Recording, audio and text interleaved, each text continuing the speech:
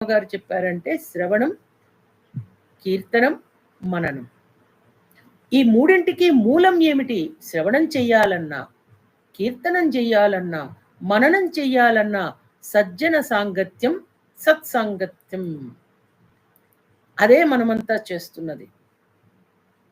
సద్యో జాతం ప్రపద్యామి సద్యో జాతాయ why నమో నమః. భవే భవే నాతి భవే భవస్వమాం భవోద్భవాయ నమః.